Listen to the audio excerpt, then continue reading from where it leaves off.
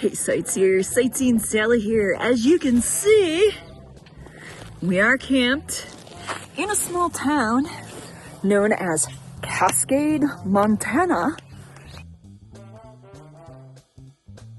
located right off the interstate, I-15 to be exact.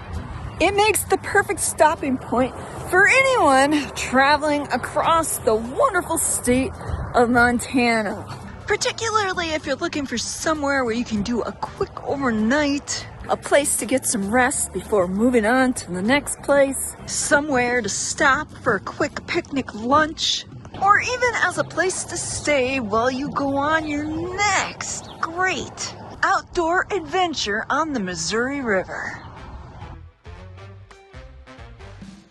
Regardless of who you are and what you're doing, I got you covered as I'm going to show you around Cascade today.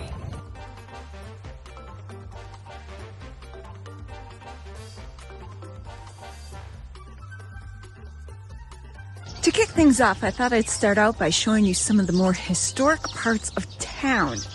Then I'll move into the amenities and things that are available to you should you stop here.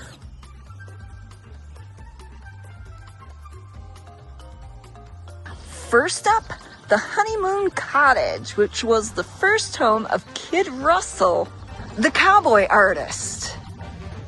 That's right, Cascade happens to be a town noteworthy for the fact that it has had several people in its past go on to do noteworthy things. We'll talk about some of those other noteworthy people later on in the video, but first, Kid Russell, aka Charles M. Russell, the name he was given at birth, is a very well-known artist, an American artist who painted mainly scenes from the West. This is one in particular that he had painted. He often portrayed cowboys and Native Americans in his paintings. He also was a sculptor. He did bronze, I believe, bronze sculptures. If I'm not mistaken, he painted well over 2,000 paintings. And even if you're not familiar with his work, it's very likely you've seen it in some form or fashion, especially if you have a fascination with the Old West. According to the historical marker that is here, Charles Russell came to Cascade in 1895, where he met his wife, or should I say his future wife. At the time, she was 16 and he was 30 years old. At least if I'm mathing it right, because it says here in 1880 he was 15, so that would be 15 years later. 1895 is when he met 16-year-old Nancy Cooper. Anyways, they fell in love, got married, and this here is where they lived for about a year before they moved on to Great Falls, Montana. As you can see, there's the Russell house. I don't know if that's where it was originally, if it got moved there, but over here are the railroad tracks, and you've got the sign up there for Cascade, the stop. Judging by the condition of the tracks, doesn't appear they get much use these days. Possibly because of the interstate being so close to town, but I don't know that for sure. If you look off over to the right of the tracks, you can see this building here. Given its design and close proximity to the tracks, I'm thinking it may have been an old hotel. You can see that it has exterior access to the lower level, to the basement. There's also this front entrance where they have this entryway that likely was covered at one point. You probably can't see it from here because of the reflection off the glass, but there are what appear to be some really old light fixtures still hanging inside. Plus, you can see through the front door that there's steps leading up to the upstairs where there were likely rooms or apartments. So if it wasn't a hotel, maybe it was a boarding house with perhaps a tavern or saloon inside. maybe even a restaurant. Regardless, it appears to be one of the oldest buildings still standing here in town. Moving on, we can see an area established in the park by the Dearborn Garden Club back in 1955. And then directly across the street on the corner, in what used to be the J.E. Markham Company building, established in 1903, is what is now the Cascade Senior Community Center.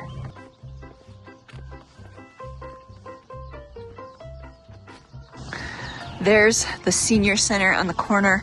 Over here in front of me is the Opera House. Now, I don't know if this is the original Opera House here in town. I'm not seeing anything on the building that indicates the age of this building, but it does say Opera House, and well, I'm assuming that they took the outside and redid it to prevent the building from deteriorating any further. The one thing to note is that in 2011, Cascade, Montana celebrated their 100-year centennial.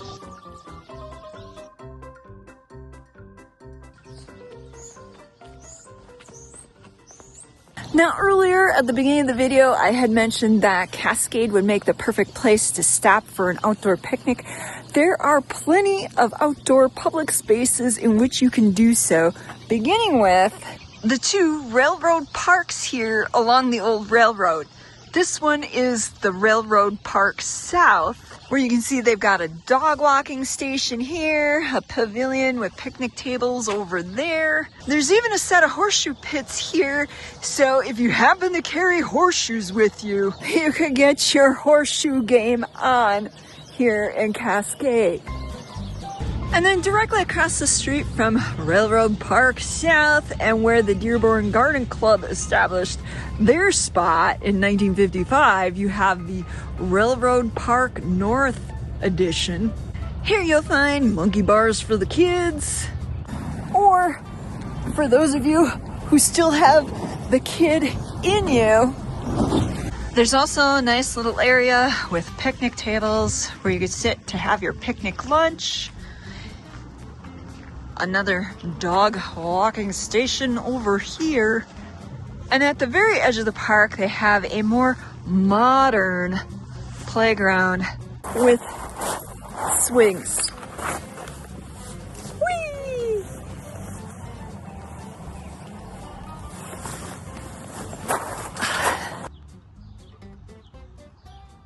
All right, let's get into some more of the amenities and things that you can find here in Cascade that I know some of you might be interested in learning more about. First up, they have a veterinary clinic here. It's called the Switchback Veterinary Clinic, and it's located right here in this building.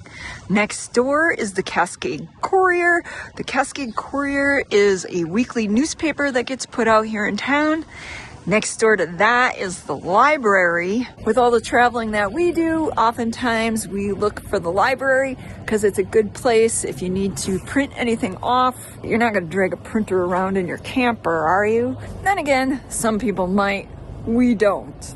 And it's also usually a good source of free Wi-Fi in case your cell service isn't working too hot. The other thing is knowing where the veterinary clinic, that's always good if you travel with pets. Let's face it, if you've got four-legged furry friends, or in our case, one four-legged furry friend and a three-legged furry friend, there's going to be occasions where you may need services from a local veterinarian. The other point of interest here is the Cascade Town Hall, in case you would have any business with them. Over here on the corner of Front Street and Central Ave, you'll find the Mop Shop Beauty Salon. If I'm not mistaken, this building used to be an old gas station. You can see the doors there where those would have been opened up for you to pull your car in to get serviced. And then over here is where the gas pumps would have once been. Not only is it a historical point of interest, but it is also important to know that you can get your hair done here in Cascade should you so need it. Here we go. The Driftwood Bar and Grill Adult Daycare.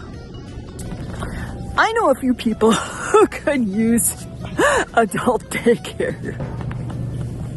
Sorry, I all of a sudden feel like I'm back in Wisconsin. I'll tell you what, after spending as many weeks as we did in Utah, where you never see anything like this, it suddenly feels like I've come home. Anyways, on the sign it says Driftwood Great Food, and from the smells I'm getting coming out of this joint, it sure smells like good food. I can smell cheeseburgers and cheese curds and onion rings and fries and all that coming from there. I'm getting kind of hungry if you can't tell. Anyways, I just want to point it out because for those of you who would like a drink as cold as your ex's heart, this is where you need to go.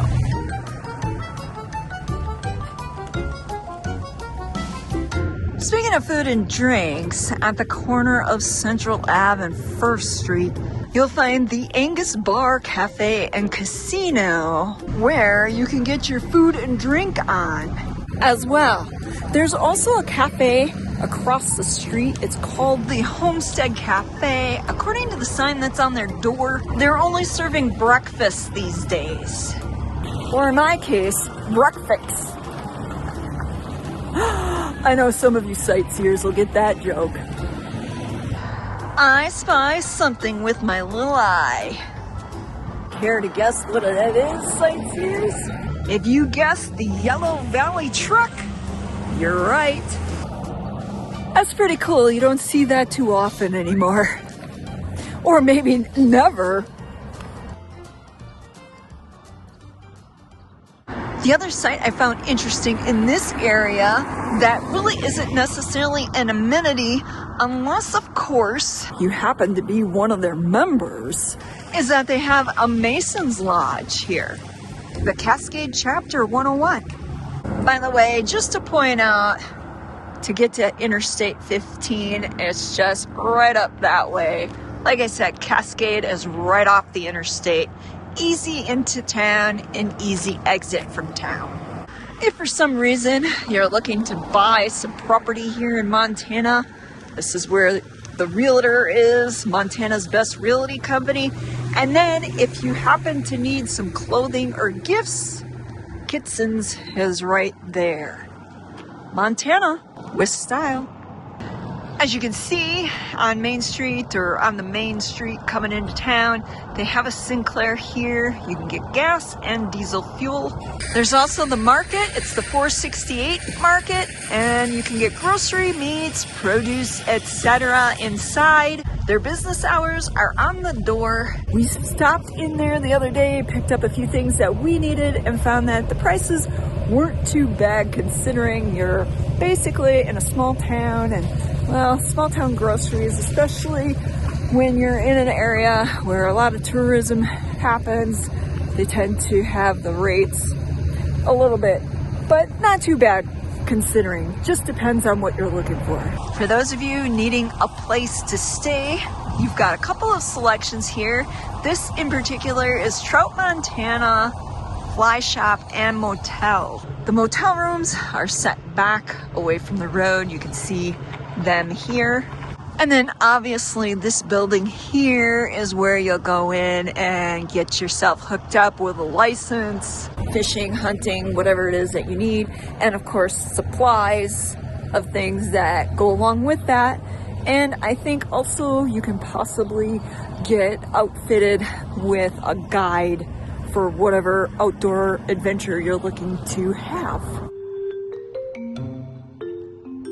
Yes, Cascade has a post office, but that's not why I brought you over here. You see, I wanted to share a story with you about Cascade's second most notable person, and that is Stagecoach Mary.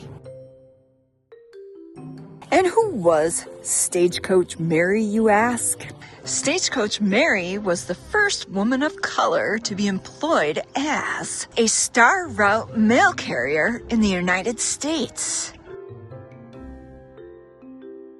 According to what I know, Mary Fields, aka Stagecoach Mary, was contracted to deliver mail with a route between Cascade, Montana, and St. Peter's Mission, which is now defunct. I think it was located somewhere off in that direction. It was in a westerly, I want to say, northwest of Cascade. Oops, it's raining. Try to hurry up here. Mary wasn't an actual U.S. Postal Service employee. She was contracted or awarded this route based on the fact that she probably was able to provide the service at a cheaper rate than anybody else. Thank goodness for trees. I found a dry spot. Where was I? Stagecoach Mary. Stagecoach Mary was well loved and respected within the community, so much so that they would close the schools every year to celebrate her birthday. When Montana passed a law prohibiting women from entering bars or saloons, taverns, the mayor here in Cascade actually let her continue to frequent the establishments here in town. After she retired from delivering mail using her stagecoach or her wagon, she continued to be a prominent figure here in the community, often babysitting children of the locals. As far as I know, she's buried outside of town in the local cemetery. Now, sometimes when you're traveling, you need to do things like laundry. Well, guess what? They've got a laundromat here. Hours are posted on the door.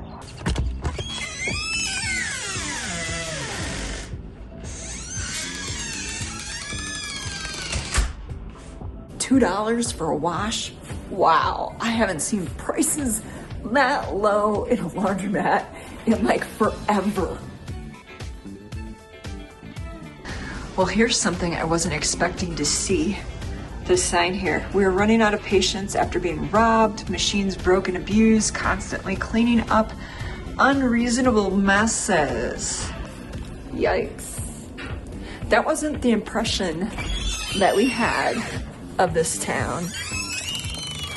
Granted, we've only been we've been here 2 nights. We're saying we'll be here one more night and then we'll be off.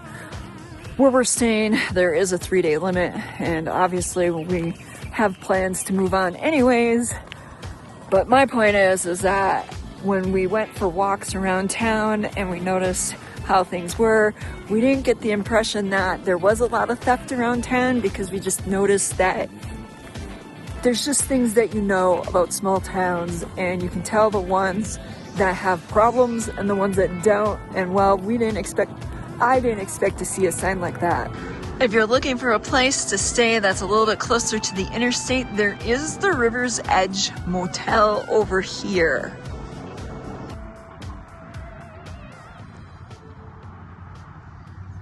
For those of you looking for a quick stop, perhaps you don't want to actually drive into town, you just want to pull in, get out, stretch your legs, maybe eat a sandwich that you already had packed, may I recommend this spot. It's called Joe's Trail. Public is welcome. And it's just right off the interstate. You come down. Yes, it's gravel, but you can avoid the potholes and park right over there. This little setup was put up in memory of Joe Luckman. As you can see, he lived from October 9th, 1928 to September 29th of 1998, and he dedicated his life to health and fitness in recreation and as a physical therapist. And they have this nice little park set up in his memory, in his honor. Obviously not a camp spot, and more or less just a day use area. With its accessibility to the interstate, for those of you traveling, pass it on through. I just wanted to point that out as an option. Speaking of options, if you have an RV, a trailer, a van, Class C, whatever it is that you're traveling in that is self-contained, meaning you have your own bathroom facilities, you can overnight or camp here up to 3 days. There's only a handful of sites. I believe, if I'm not mistaken, if I counted correctly, there's 3 sites here along this back way where you can back in, where you can put a trailer. They call them trailer sites, or your van, or your smaller RV, Class C. It's got to fit within the site. There's 3 of them over here.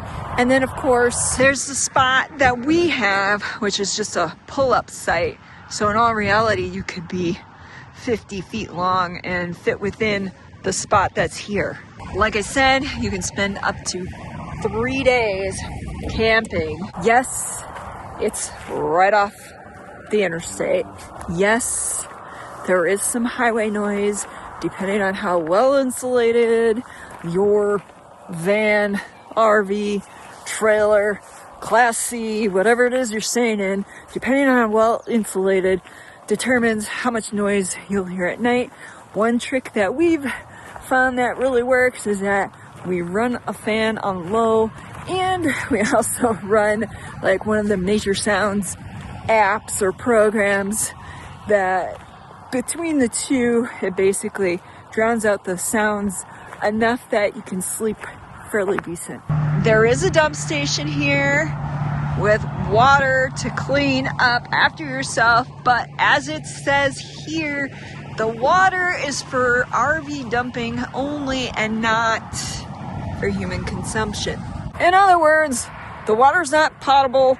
Don't drink it. Don't put it in your rig and use it and expect to maybe not get sick. I'm going on the record and saying don't drink the water out of that spigot.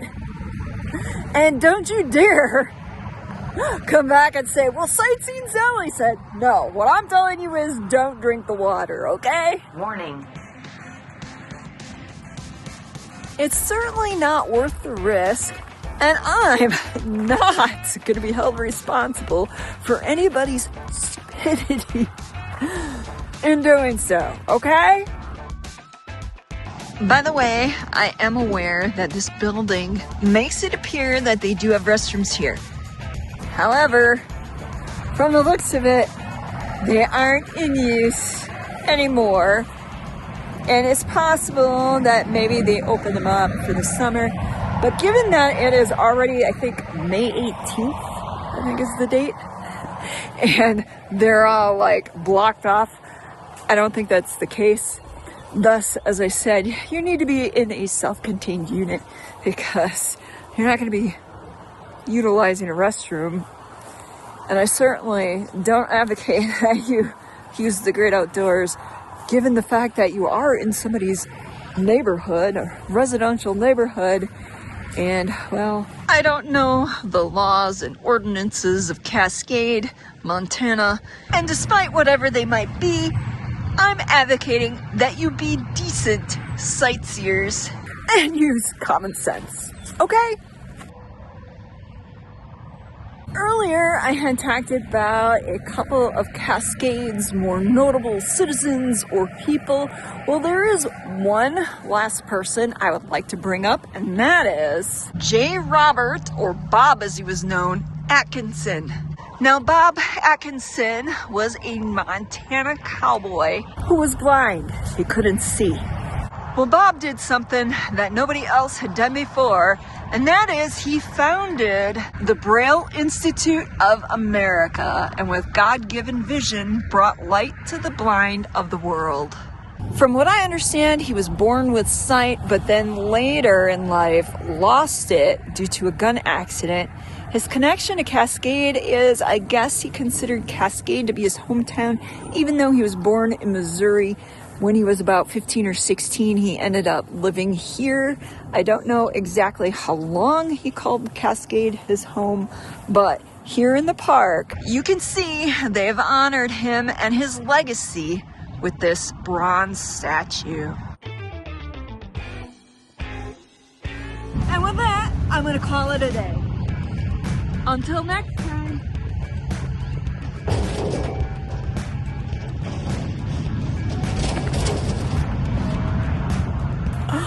I guess that's what I get for being so cheeky these days. See you in the next one.